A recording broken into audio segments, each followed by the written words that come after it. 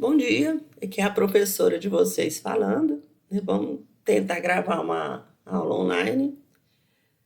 Vamos ver o que vai dar certo, se vai dar certo. Mas dando continuidade ao nosso curso de segurança, vamos falar hoje de autenticação. Então, quando eu penso em autenticação, a primeira imagem que me vem são os 3 As. O que são esses 3 As? É uma sigla que vem do inglês, que traduzido para o português significa autenticação. O segundo A seria a autorização e o terceiro A seria a auditoria. Mas, na verdade, o que significa esses 3 termos?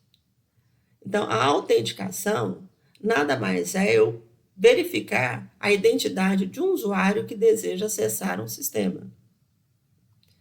A autorização seria eu determinar quais recursos que aquele usuário já autenticado pode acessar no sistema. Então, está mais relacionado às permissões que do que aquele usuário pode realizar no sistema.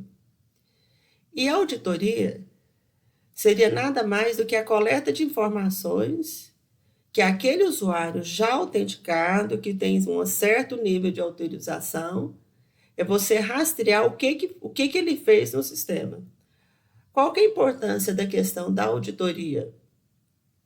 É justamente você poder detectar aquelas situações em que um usuário ele realizou algumas ações dentro do sistema, normalmente ações de segurança, e é você tentar garantir que aquele usuário no futuro ele não possa se negar a dizer que realmente realizou aquela ação. Um exemplo de auditoria seria, por exemplo, o sistema de notas da PUC.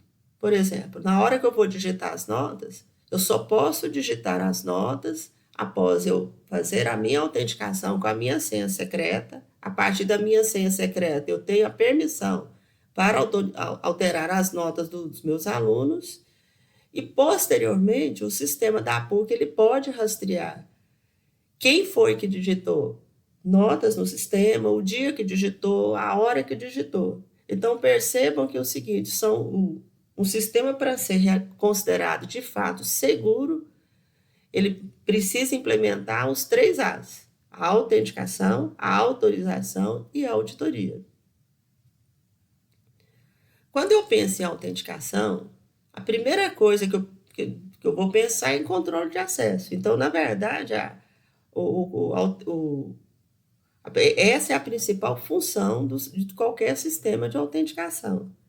E, geralmente, a autenticação ela vai envolver duas situações: a identificação do usuário e a verificação, normalmente, de uma senha secreta que somente aquele usuário possui. Uma questão que se observa é o seguinte, que a identificação do usuário nem sempre ela precisa ser secreta, mas a senha ela tem que ser secreta. Por exemplo, se eu for autenticar, por exemplo, no meu sistema de e-mail, a minha identificação é o nome da minha conta de e-mail, mas que é conhecido, né, conhecido por qualquer um. Porém, a minha senha do meu e-mail só eu que tenho conhecimento. Então, isso nos leva às 2 etapas da autenticação, que é a identificação do usuário e a verificação se aquele usuário é ele mesmo. Né? Então, a identificação está relacionada ao identificador do usuário e a verificação à senha do usuário. Normalmente, quando eu penso em autenticação, né, todo mundo pensa em senha, mas, na verdade, eu posso ter 4 meios diferentes de autenticação de um usuário. A primeira delas é onde eu vou determinar algo que somente aquela pessoa que se quer autenticar conhece. Por exemplo, uma senha. Mas eu posso também tentar trabalhar com algo que somente aquele usuário irá possuir. Por exemplo, uma chave de criptografia, um smart card ou até mesmo uma chave física. Ou eu posso tentar autenticar alguém através daquilo que o usuário é. Por exemplo, a sua impressão digital ou qualquer outro meio de biometria estática. E, por fim, eu posso lançar mão de algo que somente aquele indivíduo é capaz de fazer. Por exemplo, uma identificação de um padrão de voz daquele usuário, por exemplo, a verificação da assinatura daquela pessoa, que é algo que somente aquela pessoa é capaz de fazer. Algumas questões centrais na autenticação são três, né? A primeira delas é que sistemas de autenticação são altamente vulneráveis a ataques de repetição, que nós vamos mostrar daqui a pouco. Uma segunda questão que eu preciso verificar é a questão da prontidão. Né? Para um sistema de autenticação realmente funcionar, ele tem que estar pronto e disponível para o usuário no momento da sua necessidade. E a última é a questão da confidencialidade, né? Que está relacionado a algum segredo, por exemplo, a senha. Bom, vou falar agora de algumas estratégias de autenticação. Isso aqui ele foi retirado do livro do Kurose, onde ele relaciona 6 diferentes protocolos de autenticação e as falhas existentes ou não desses protocolos. Então, o primeiro deles, o livro ele chama de protocolo de autenticação 1.0, onde a situação que se coloca, eu tenho Alice, né, que é alguém que deseja se autenticar num outro sistema, que é Bob. Então, a ideia é que a Alice precisa provar para Bob que ela é Alice. Então, uma estratégia muito simples que a Alice pode fazer é simplesmente se apresentar. Então, a ideia é o seguinte: a Alice simplesmente diz, olha, eu sou Alice. Mas qual que é o cenário de falha dessa situação? Ora, se a identificação é algo que não é secreto, Trude também pode se apresentar para Bob dizendo eu sou Alice e se fazer passar por Alice. Então, né, claramente, essa estratégia aqui não funciona. O que eu poderia melhorar nessa estratégia? Então, aqui, novamente, eu tenho a Alice querendo se autenticar em Bob e Trude, que é o atacante, né, que vai tentar, de alguma forma, se passar para o Alice na autenticação para Bob. Então, uma melhoria desse processo é o seguinte: a Alice pode se apresentar e, além dessa apresentação, pode anexar alguma informação que seja privativa de Alice, ou seja, somente a Alice tem aquela característica, por exemplo, o endereço IP de Alice. Qual seria um cenário de falha de uma situação dessa? Ora, Trude pode descobrir qual que é o endereço IP de Alice, isso não é difícil, e se apresentar para Bob, de se fazendo passar por Alice, repassando o endereço IP de Alice e se fazer passar por Alice na autenticação para Bob. Então, esse esquema aqui, claramente, ele não funciona. Onde me conduz a uma terceira estratégia de autenticação. Então, aqui eu tenho a Alice, que deseja se autenticar em Bob, e Trude, que se deseja fazer passar por Alice na autenticação com Bob. Então, o que a Alice pode fazer?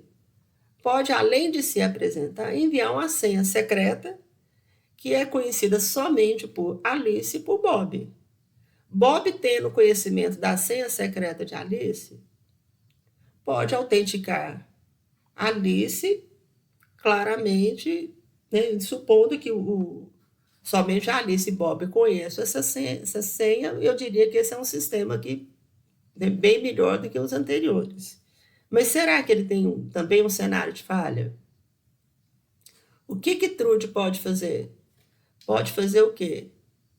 Gravar as mensagens de autenticação trocadas entre Alice e Bob através, por exemplo, de um sniffing, né, que é um analisador de protocolo.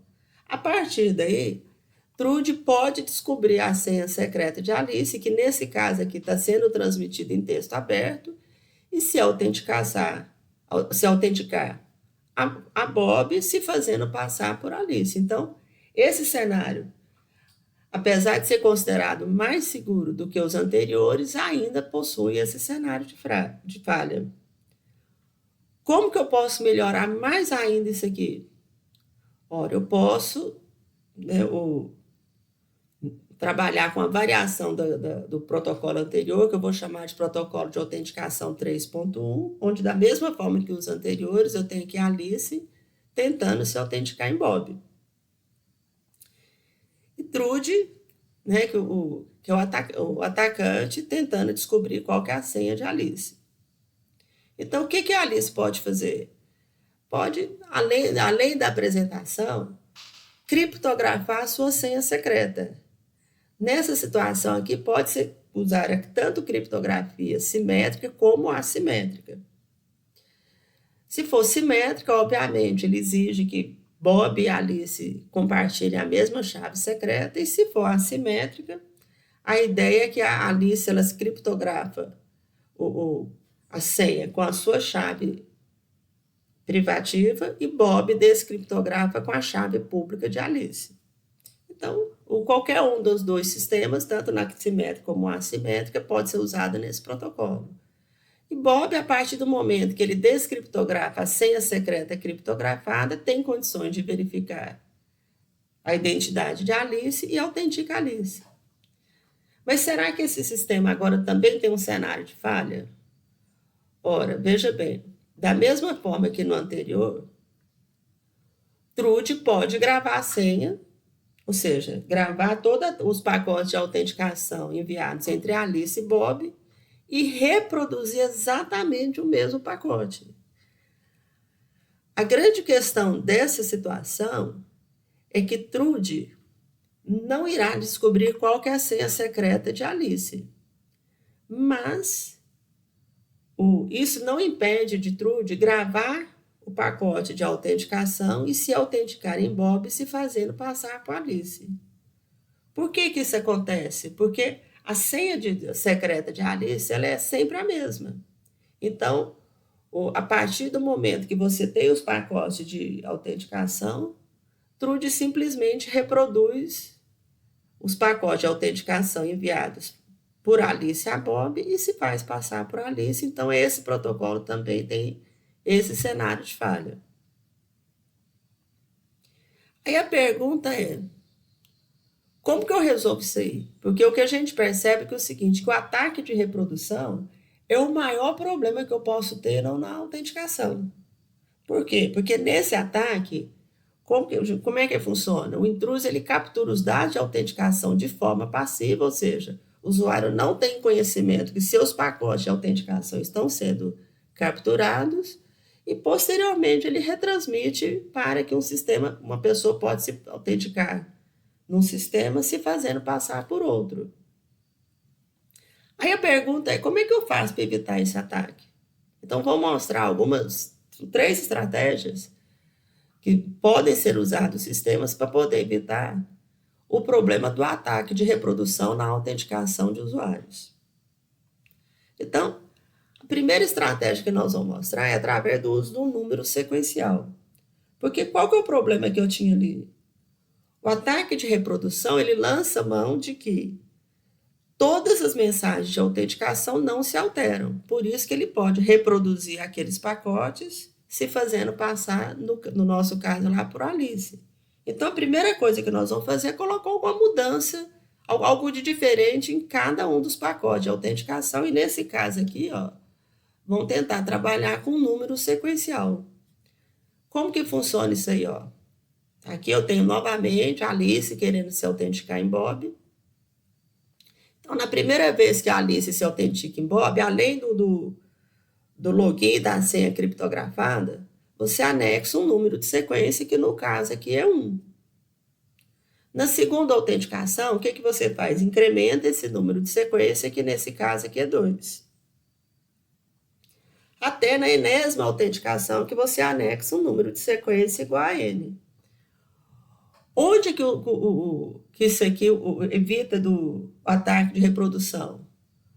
Ora, toda vez que esses pedidos de autenticação chegarem em Bob, ele espera receber os números de sequência na ordem. No primeiro vai ser 1, no segundo vai ser 2, até que no enésimo será n. Então, suponhamos que o seguinte, que Trude ele capture o pacote de autenticação que tem um número de sequência igual a 2. No momento que reproduz essa autenticação, Bob, além de conferir a senha, precisa verificar se os pacotes, se a sequência foi cumprida. Nesse caso aqui, não sendo cumprida, Bob tem condições agora de negar a autenticação. Qual que é o problema desse sistema?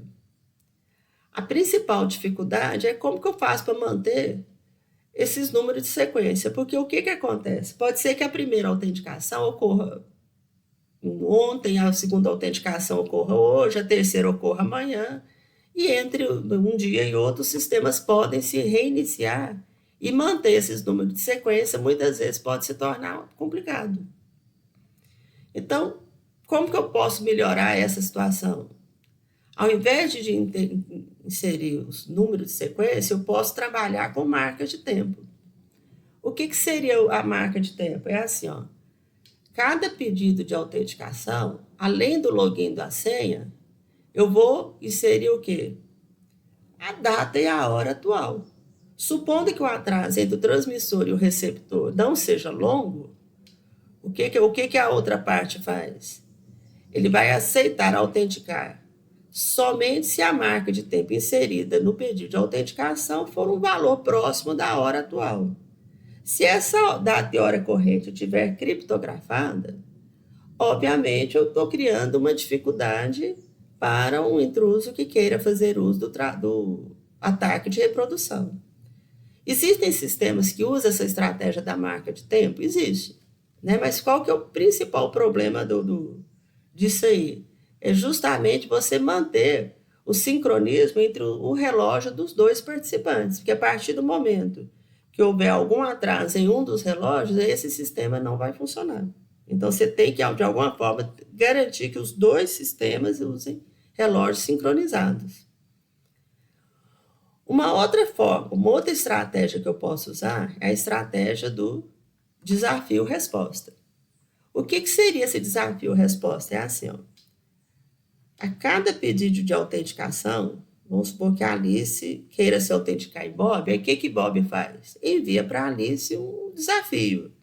Esse desafio a gente chama ele de nonce. O que é o nonce? É um valor que é gerado pelo sistema autenticador. Esses normalmente são valores aleatórios e o nonce é aquele valor que nunca se repete, ou seja, ele só vai ocorrer uma única vez. E aí, o que a pessoa que deseja se autenticar ele precisa fazer? Ele precisa pegar aquele nonce e calcular o quê? A resposta correta para aquele desafio enviado. Se a resposta estiver correta, você autentica o sistema. Onde que está a força desse método? É que o nonce, ele sempre é um valor que só irá ocorrer uma única vez. Né? Se eu tiver dois nonces repetidos, um atacante ele pode fazer uso do ataque de repetição para se passar por outro numa autenticação. Quem que usa isso aí? Normalmente, vou mostrar aqui o protocolo de autenticação 4.0, que vai usar essa estratégia do desafio-resposta usando criptografia simétrica. Então, como é que funcionaria isso ali?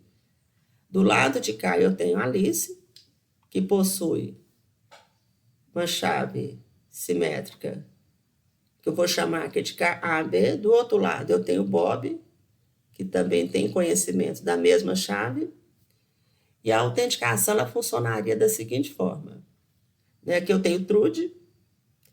Então, na primeira etapa, eu tenho o quê? Alice, que se apresenta para Bob. O que Bob faz? Envia o desafio, né, que é um nonce. Aqui, no caso, eu vou chamar o desafio de R. E o que a Alice faz?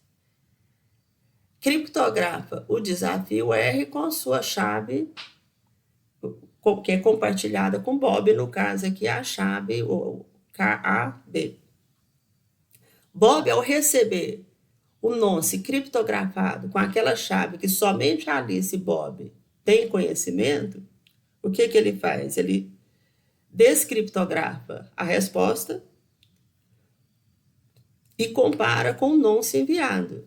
Se for iguais, ele tem certeza que da outra parte eu tenho a Alice, porque somente a Alice tem conhecimento da chave secreta que é compartilhada entre as duas partes. Essa situação tem um cenário de falha? Pode ter se essa chave tiver um tamanho muito pequeno, e a outra falha seria se o algoritmo de criptografia for um algoritmo fraco. Aí, nesse caso, Trude poderia lançar mão de criptoanálise para tentar descobrir qual que é a chave secreta compartilhada entre Alice e Bob. Não ocorrendo nenhuma dessas situações, esse é um sistema de fato seguro. Por quê? A cada autenticação é enviado um nonce diferente, ou seja, se esse nonce não se repete, o ataque de reprodução não irá funcionar, e principalmente a senha não é transmitida na rede, mas apenas a resposta a um desafio que somente poderá ser obtido através da chave compartilhada entre as duas partes. Ou seja, gravar e reproduzir os pacotes não irá funcionar, por quê? Porque o nonce nunca se repete. Uma variação desse sistema seria o desafio-resposta, só que agora usando criptografia assimétrica. Como que funciona isso aí? A ideia é o seguinte, aqui eu tenho Alice, né, que tem duas chaves, né, uma chave privada, uma chave pública, que deseja se autenticar com Bob. Então, o processo praticamente se repete. Né? Aqui eu tenho Trude, que vai tentar descobrir qual que é a senha secreta que a Alice usa para se autenticar com Bob. E aí as etapas são as mesmas. Né? Então, a Alice se apresenta, Bob envia o nonce para a Alice, lembrando que o nonce é um valor que não se repete. Alice criptografa o nonce com a sua chave privada. Bob, se tiver a chave pública de Alice, descriptografa o nonce, a mensagem, o nonce criptografado. Se não tiver conhecimento da chave pública, pode pedir para que a Alice envie a sua chave pública. Alice envia sua chave pública para Bob, onde não há nenhum problema, já que a chave ela é pública, o que a Alice não pode enviar é a chave privada. E aí o que Bob faz? Ele descriptografa a resposta com a chave pública enviada por Alice e compara com o nonce enviado. Se for igual, ele conclui que somente Alice poderia ter criptografado a resposta, porque a única chave que funcionaria nessa situação é a chave privativa de Alice, que somente a Alice possui. Então, da mesma forma que o anterior, gravar mensagens não vai funcionar. Só que será que esse sistema ele tem algum cenário de falha? Tem. Né? É um ataque que é conhecido como o ataque do homem no meio. O que é o ataque do homem no meio? É aquela situação em que o atacante ele se interpõe entre as duas partes, capturando e repetindo de forma passiva tudo que é transmitido de um para o outro. Então, vamos ver como é que funciona. Então, do lado de cá, eu tenho a Alice, que tem a sua chave privada, tem a sua chave pública. Do outro lado é Bob, que é o sistema que a Alice deseja se autenticar. E ali no meio eu tenho Trude, né, que já sabendo que a autenticação é feita por meio de chave pública, também tem um par de chaves, né? Então, KT- é a chave privativa de Trude, KT+ é a chave pública de Trude, e aí vamos mostrar como é que funciona esse ataque. Então, no primeiro momento, a Alice se apresenta, né? Trude, como está ali no meio, né, entre Alice e Bob, captura essa apresentação de Alice e repassa para Bob. Então, nesse momento, Bob acha que está conversando com Alice, mas, na verdade, está conversando com Trude. Então, o que Bob faz? Envia o desafio, né, que é o nonce R. Né, o Trude intercepta essa resposta e criptografa a resposta com a sua chave privativa. Nesse momento, Bob não sabe que que aquele desafio criptografado com a chave privativa, na verdade, não foi enviado por Alice, mas por Trude. E aí, o que Bob faz? Continua o processo, pede a chave pública, né? E aí o Trude envia a sua própria chave pública, né? Bob pensa que é a chave pública de Alice, mas na verdade é a chave pública de Trude. Resolve o desafio, que nesse caso que vai bater, e Bob autentica Trude achando que é Alice, mas na verdade é Trude. O que acontece lá da outra parte, né, na comunicação entre Trude e Alice? Então, aquele desafio enviado por Bob é repassado para Alice, que criptografa com a sua chave privada. Trude solicita a chave pública de Alice. Alice envia sua chave pública para Trude. Trude, nesse caso, autentica a Alice. O problema é que a Alice acha que se autenticou com Bob, mas na verdade se autenticou com Trude. Então percebam que Trude aqui, ela se interpõe entre a Alice e Bob, capturando tudo que a Alice enviou para Bob e responde para Alice, e também da mesma forma captura tudo que Bob enviou para Alice e responde para Bob, se fazendo passar por Alice. Por isso que chama ataque do homem no meio. Onde que é o problema que vai acontecer nesse caso aqui, ó? Ambos, né, Alice e Bob, né, estão autenticados, né? E aí, na próxima etapa, você tem a envio das mensagens. Então, imagine que Bob envia uma mensagem para Alice, né? Como o Trude está ali no meio, quem que vai receber essa mensagem? Trude. O que Trude faz?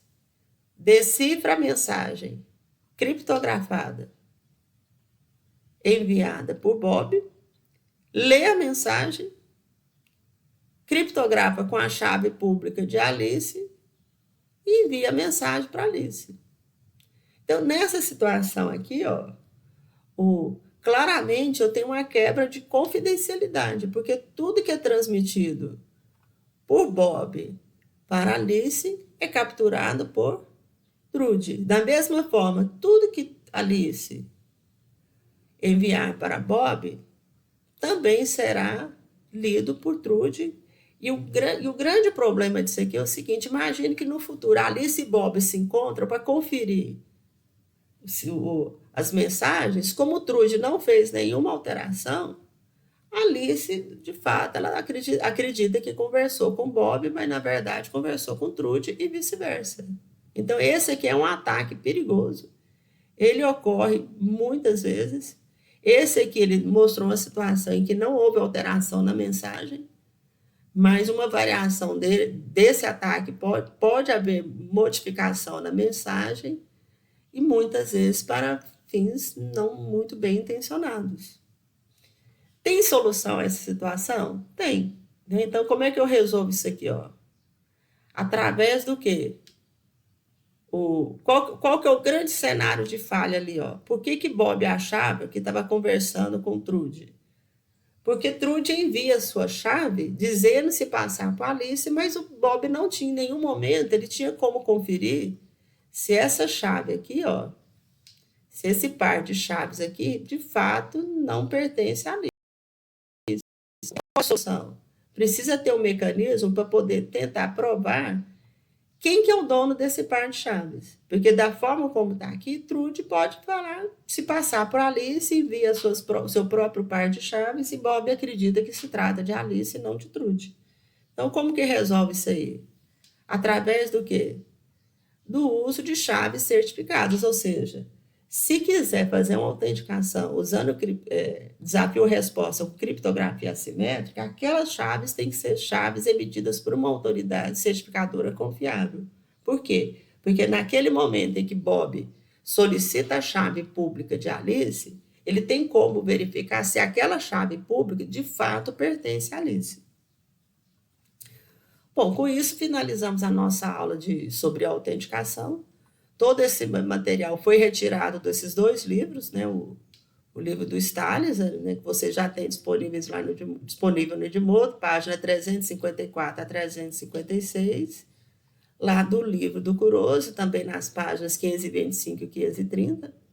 O detalhe é que esse conteúdo só vai ter na terceira edição do livro do Kuroso, a quarta e a quinta, por alguma razão, já não contém tudo que nós vimos aqui.